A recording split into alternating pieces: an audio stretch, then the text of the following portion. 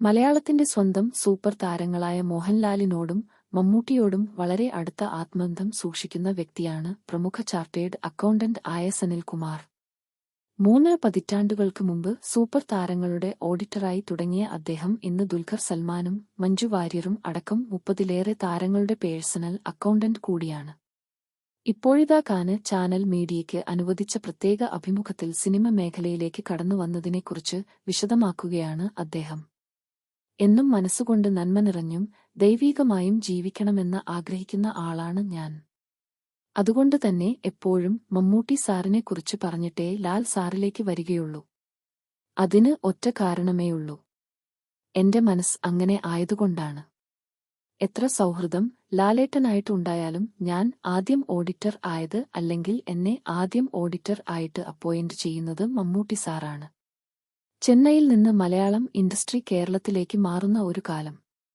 കേരളത്തിലേക്ക് വരുന്നതിന് തൊട്ടുമുൻപ് ഇവരുടെയൊക്കെ താമസം ചെന്നൈയിലായിരുന്നു. അന്ന് അവരുടെയൊക്കെ ഓഡിറ്റർ എല്ലാവരും സുഖുവേട്ടൻ എന്ന് വിളിക്കപ്പെട്ടിരുന്ന ഒരു സുകുമാർ സാർ ആയിരുന്നു. അദ്ദേഹത്തോട് മമ്മൂട്ടി സാറാണ് പറയുന്നത്, ഇനിയുള്ള കാലം കമ്പ്യൂട്ടറൊക്കെ അറിയുന്ന ആളാകാണം ഓഡിറ്ററെന്ന്. അന്ന് കമ്പ്യൂട്ടറൊക്കെ വന്നു തുടങ്ങുന്നതേയുള്ളൂ. അന്നത്തെ ഓഡിറ്റേഴ്സിനൊന്നും കമ്പ്യൂട്ടറില്ല. എനിക്ക് മമ്മൂട്ടി സാർ ആദ്യം ഒരു എഴുത്താണ് അയക്കുന്നത്. മൊബൈൽ ഫോൺ ഇല്ലാലോ.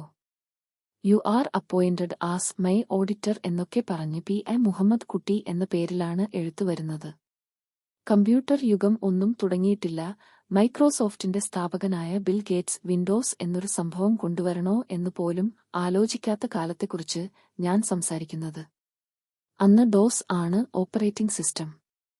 കമ്പ്യൂട്ടർ വാങ്ങിച്ച തിരുവനന്തപുരത്തെ 2ാമത്തെ ആളും കേരളത്തിലെ 4ാമത്തെ ആളും ഞാനാണ്.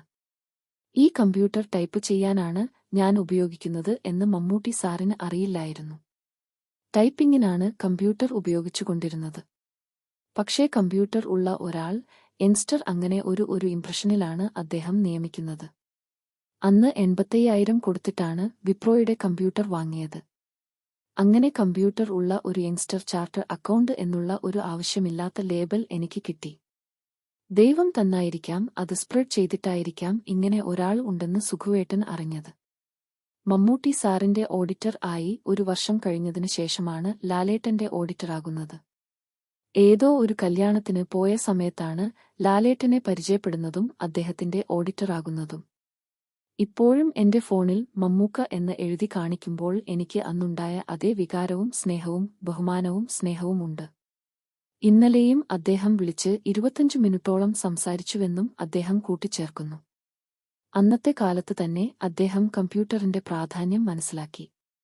എനിക്ക് ആദ്യത്തെ ഐപാഡ് വാങ്ങിച്ചു തരുന്നത് അദ്ദേഹം. കേരളത്തിലെ ആദ്യ ഐപാഡ് മമ്മൂട്ടി സാറിനും 2ാമത്തേത് എനിക്കുമാണ്.